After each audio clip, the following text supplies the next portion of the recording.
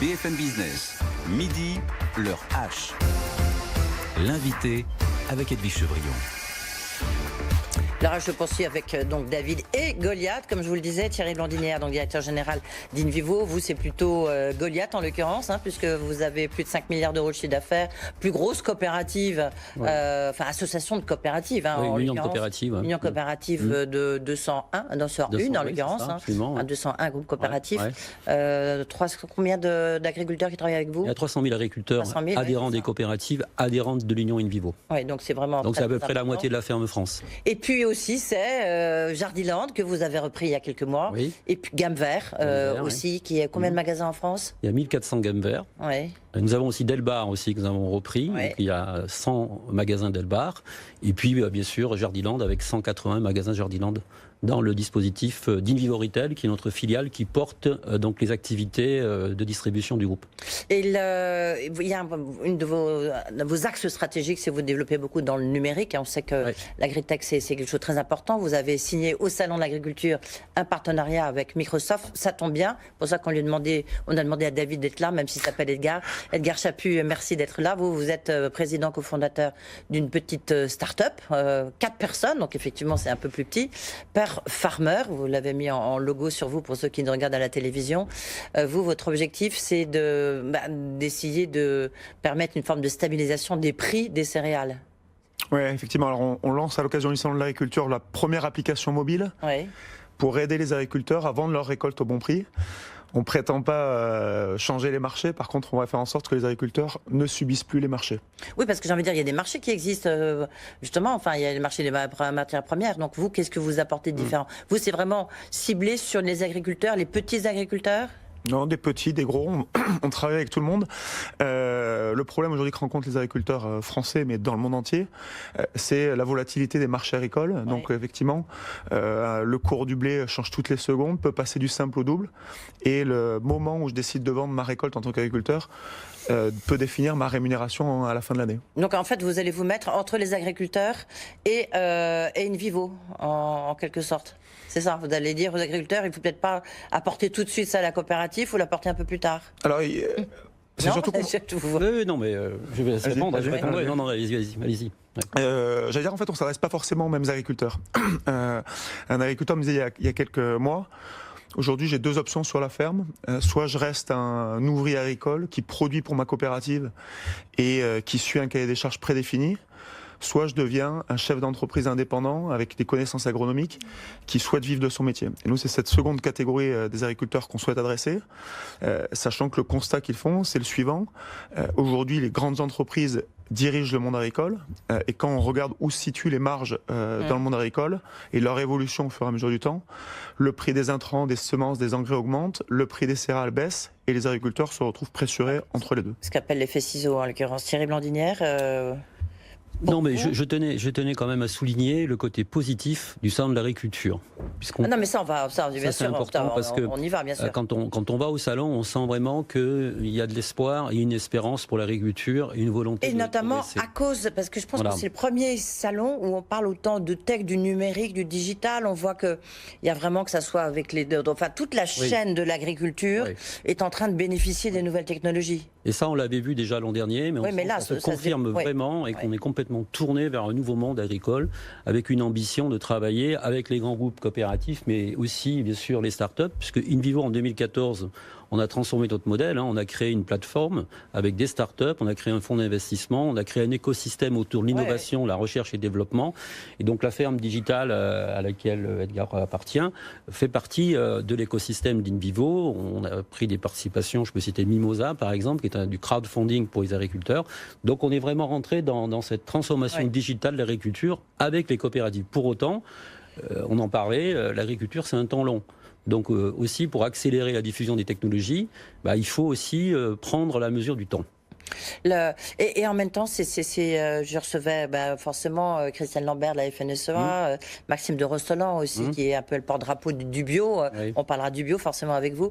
On voit qu'il y a Un salon d'agriculture qui se passe très très bien. On voit bien les politiques, il n'y a pas de sifflet, même la tension, elle est bien moins forte qu'avant. Il y a des nouveautés, il y a le numérique, les technologies, etc. Et en même temps, on dit que c'est un peu le grand désarroi des agriculteurs qui se terrent un peu dans leur lopin de terre. Non, mais c'est vrai qu'on a un enjeu. Vous voyez, c'est un peu contradictoire comme discours. On a plusieurs agricultures en France, hein, vous savez bien.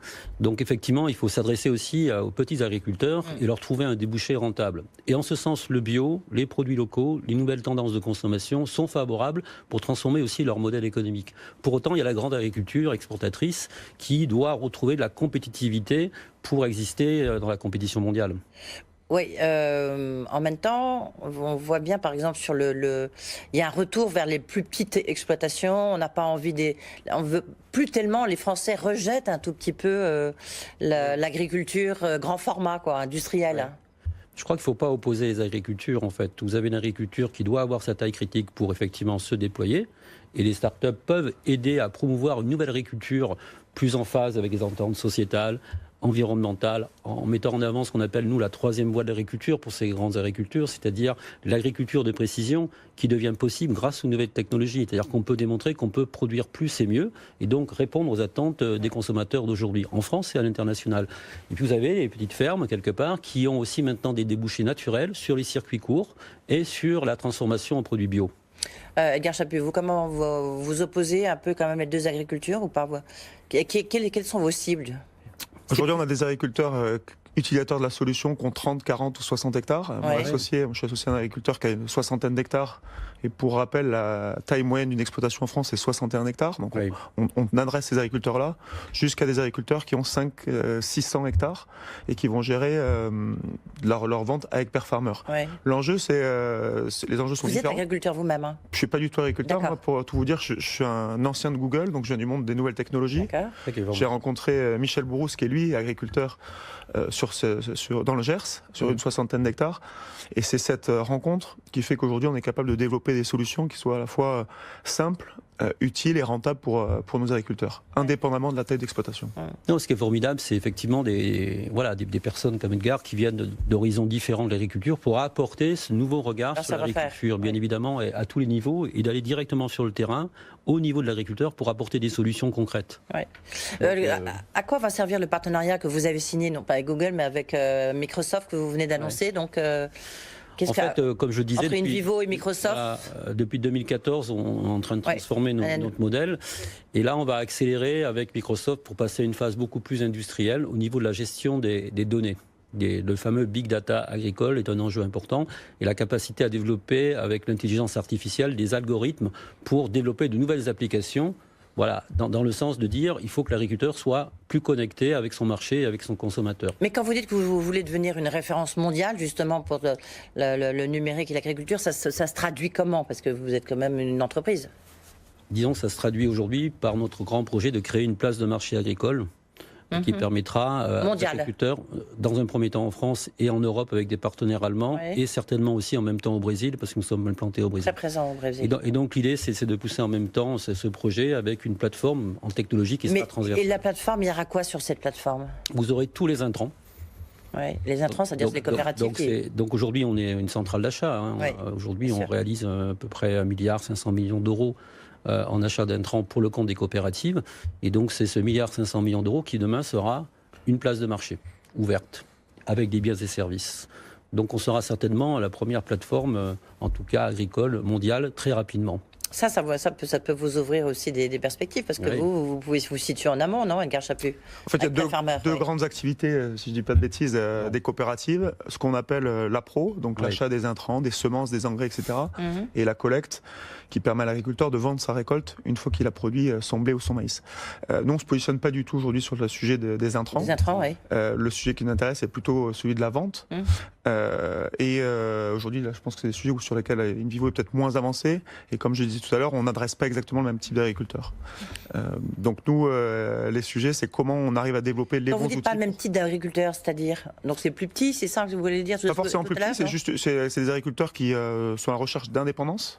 D'accord. Donc ils peuvent travailler. Ils ne sont pas dans des coopératives. Ils peuvent l'être, mais en fait qui ont des relations aujourd'hui où on va avoir une, deux ou trois, ce qu'on appelle organismes soccer, coopérative ou négoce, qui considèrent que la relation historique avec la coopérative n'a plus lieu d'être, c'est-à-dire que c'est un chef d'entreprise qui va travailler avec sa coopérative comme un fournisseur ou comme un client en fonction des sujets qu'ils adressent, et non pas comme une relation directe et exclusive. Voilà, il a mis le doigt.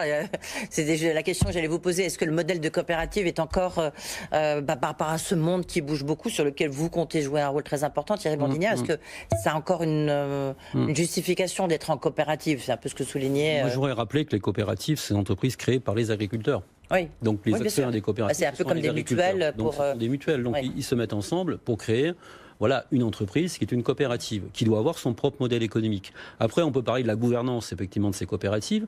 Est-ce que l'agriculteur est toujours au centre de la gouvernance? C'est tout l'enjeu. Nous souhaitons, avec les conseils d'administration, reconnecter effectivement la gouvernance avec le terrain. Peut-être qu'il y a eu quelques déviances. Et donc, on va donc travailler pour se transformer en termes de gouvernance aussi au monde coopératif, pour être plus connecté, plus proche de l'agriculteur, moderniser notre modèle coopératif. C'est l'enjeu, en tout cas, des prochaines années.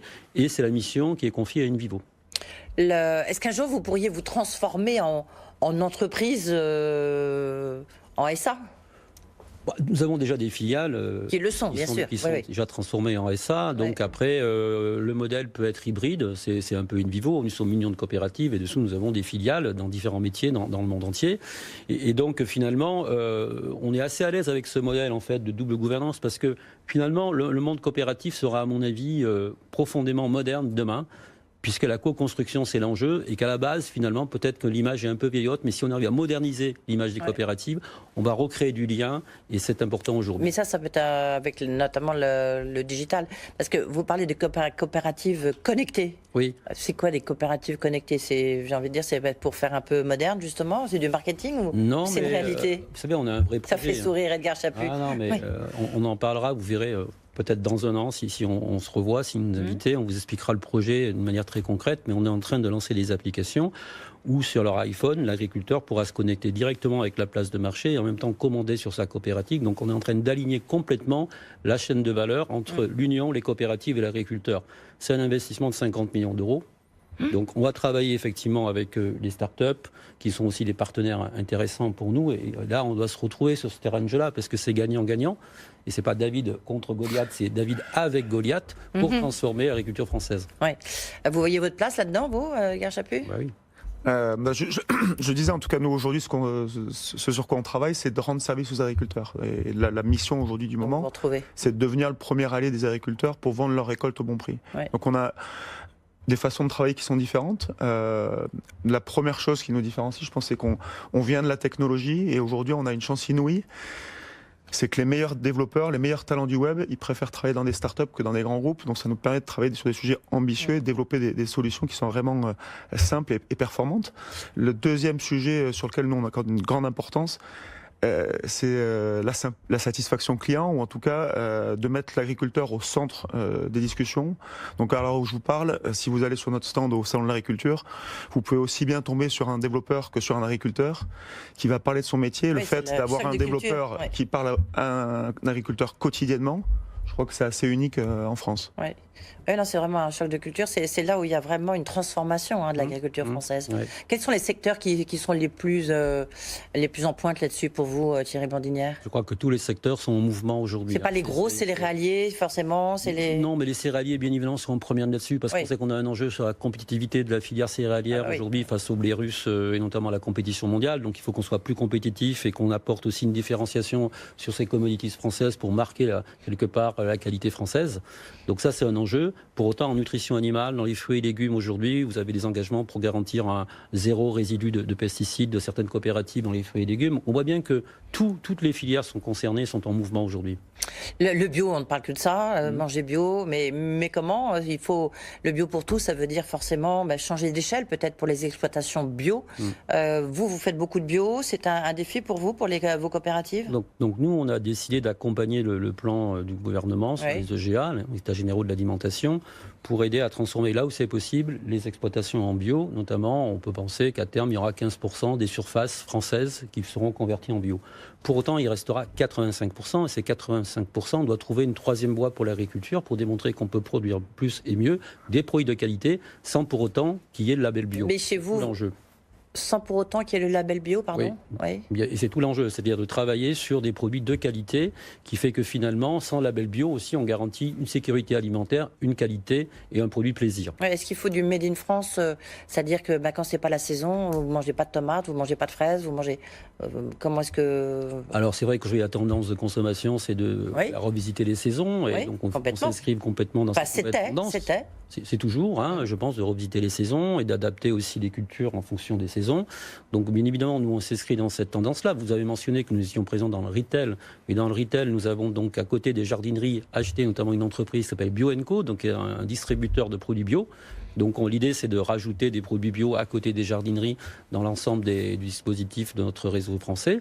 On a aussi développé une enseigne qui s'appelle Frédicis, ce sont des produits locaux. Donc, on marche effectivement sur cette nouvelle tendance de pouvoir mettre en avant des produits locaux, des produits bio. Pour autant, ça va représenter 15% de la ferme France. Est-ce que les fruits et les légumes français ne sont pas trop chers ? Ça dépend des saisons et ça dépend des quantités. Parce qu'en fait, ça a été dit, on est dépendant de la production, de la quantité et du prix. Donc il y a une volatilité aussi assez forte et parfois, souvent, en tout cas les Espagnols, les légumes venant d'autres pays d'Europe arrivent plutôt sur le marché et donc mettent la pression sur les prix. Et là, c'est un enjeu de modèle économique qui reste à réfléchir. Vous, Edgar Chaput, vous n'êtes que sur les céréales, vous n'êtes pas du tout sur uniquement les grandes cultures. Uniquement les grandes cultures pour l'instant. Oui, pour l'instant, c'est déjà beaucoup. Donc ça va nous prendre un peu de temps, mais effectivement, on se concentre sur les grandes cultures. Juste pour compléter, je pense que c'est une des vraies difficultés pour les agriculteurs, c'est aujourd'hui d'être au plus proche des consommateurs avec des tendances qui sont fortes. Et ça reste un métier qui est intense en termes de capitaux. Donc on ne peut pas changer de stratégie tous les matins, ce qui peut compliquer aussi la tâche pour les agriculteurs. Donc il y a une forte demande des consommateurs. Nous, on encourage toujours les agriculteurs à aller à la rencontre des consommateurs pour savoir ce qui se fait et quelles sont les attentes. Il faut aussi comprendre que c'est difficile. Mais c'est vrai que les céréaliers vont moins à la rencontre des consommateurs. C'est de plus en plus le cas avec les fruits et légumes, la production locale. Mais bon. Peut-être sur les céréaliers, vous avez différentes formes de culture quelque part, et notamment nous on a lancé un programme avec une marque bien connue de gâteaux qui s'appelle le programme Harmonie, qui permet de tracer complètement une espèce de blockchain quelque part la qualité sur la certification de la filière de blé, par exemple. Donc, les choses sont possibles. Dans ce bras de fer qu'on voit en ce moment à propos des négociations commerciales avec la grande surface, où est-ce que vous vous situez in vivo ? Parce que vous vendez... Alors nous, on n'est pas directement vers les grandes surfaces. Par contre, on est concerné par le débat, bien évidemment, des relations industrie-commerce. Et on est dans les différents tours de table. Nos coopératives adhérentes sont en première ligne aussi, puisqu'elles sont des filiales avec des marques bien connues qui négocient avec la grande distribution. Donc tout l'enjeu, c'est la pression qui est mise dans les négociations et comment nous, on peut travailler de la compétitivité dans la filière pour faciliter ces négociations et garantir un revenu à nos agriculteurs in fine. Oui, mais est-ce que vous avez l'impression que ça a un peu changé là ou pas du tout ? J'ai le sentiment qu'il y a un esprit, on va dire, des États généraux qui est là. Oui, l'esprit est là, mais enfin... On est au niveau de l'esprit, mais on n'est pas encore dans les actes. Mais je laisserai les entreprises en direct vous exprimer ce sujet, mais j'ai le sentiment que le rapport de force économique est toujours là et qu'il faut essayer de créer des rapports de force, s'organiser dans l'agriculture si on veut capter la valeur ajoutée et la renvoyer vers l'agriculteur. Un mot quand même sur vos grands magasins, parce que c'est donc Gamme Vert, Jardiland, et puis ce que vous venez aussi d'ouvrir. On a vu que vous avez complètement changé, reformaté vos magasins. Oui, on est en train de revoir le modèle de la jardinerie. On considère que ce modèle est très risqué, très dépendant de la saison, et que souvent des entreprises ont été en difficulté. Donc l'idée pour nous, c'est de diversifier notre offre. Et ce qui est formidable aujourd'hui, c'est qu'on va allouer des mètres carrés aux produits locaux, aux produits bio, ce qui permettra d'accélérer la fréquentation dans les magasins et donc quelque part de renforcer le modèle économique des jardineries. Oui, mais ça encore, c'est compliqué parce que dans les gammes verts, par exemple, que je connais bien, on peut trouver des vêtements, on peut trouver des plantes, puis à côté, je veux dire, à côté des bottes ou de la nourriture pour chevaux, vous trouvez des tomates. Donc c'est pas forcément le... Alors ça dépend des gammes verts, parce que vous savez, ce sont des franchisés, donc on est en train d'organiser le modèle pour le professionnaliser. Et donc l'idée, c'est de créer une enseigne dédiée qui s'appelle Frédici. Donc l'idée, c'est d'avoir un espace dédié pour pas mélanger effectivement les rayons. Et donc à partir de là, de se dire finalement, on va créer de la proximité, de la fréquentation. Pour autant, il faut qu'il y ait un service de qualité. C'est vraiment le leitmotiv, hein, la proximité. C'est vraiment déterminant aujourd'hui, puisque finalement, on observe, on a ouvert 10 magasins produits locaux Frédici, notamment à Auch, on parlait du Gers notamment. C'est formidable. C'est formidable parce que finalement, on voit que cette jardinerie de Auch qui était en souffrance, aujourd'hui a retrouvé des couleurs et retrouvé de la fréquentation. Et en même temps, les agriculteurs qui sont là viennent parler de leurs produits. Donc on sent qu'on a créé un écosystème très favorable et très, très résilient en termes de modèle économique. Vous le ressentez, même si c'est moins directement l'objet de votre application mobile? On le ressent directement, c'est-à-dire que Michel Brousse, mon associé, a choisi de convertir son exploitation en bio. Aujourd'hui, produit du pois chiche, par exemple, parce que la demande de houmous augmente. Donc, c'est important d'être au plus proche, même sur des produits en grande culture qui sont transformés par la suite, de comprendre où sont les tendances. Et l'aspect local est également visible sur tout le blé qui est transformé via des meuniers. Père Farmer, c'est quoi vos objectifs là Père Farmer, donc le lancement officiel au niveau national est à l'occasion du Salon de l'Agriculture, avec 1000 agriculteurs espérés d'ici la fin de l'année. D'accord. Et vous avez comme actionnaire peut-être bientôt InVivo, en tous les cas votre... On a un fonds d'investissement, d'amorçage qui peut aider, donc ça reste à discuter, on verra.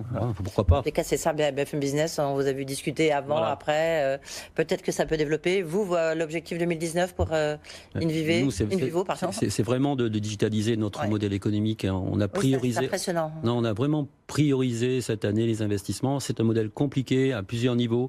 Et donc on a mobilisé l'ensemble des coopératives, on a fait notre grand débat. On a fait notre grand débat dans le monde coopératif justement pour revisiter cette chaîne de valeur. Et j'espère qu'en fin d'année, on a une convention nationale, on pourra présenter cette plateforme. Ce sera une nouvelle marque qui arrivera sur le marché. Merci beaucoup d'avoir été avec nous. Bonne chance, Edgar Chaput, donc Père Farmer, une appli mobile. Merci Thierry Bandinière, directeur général d'InVivo. Il se passe des choses décidément dans ce salon d'agriculture. Voilà, c'est la fin de l'heure H. On se retrouve, demain, une grande première. On se retrouve demain à 20h30. On parlera aussi un peu de bio. C'est le nouveau show de BFM Business. On a un peu tout explosé, les cadres, nouveaux génériques, nouveaux studios en public, avec comme invité principal Thierry Marx. Puis avec Maxime de Rostolan, les fermes d'avenir. On a parlé beaucoup de bio, le Raphaël Enthoven aussi, le philosophe, et puis des questions assez jeunes de cuisine, mode d'emploi. Vous voyez, c'est tout nouveau, donc rendez-vous demain 20h30 pour Talk & Co, et puis dimanche BFM Politique. Sinon, bien sûr, on se retrouve pour le RH, c'est lundi, midi 13h. Bonne journée.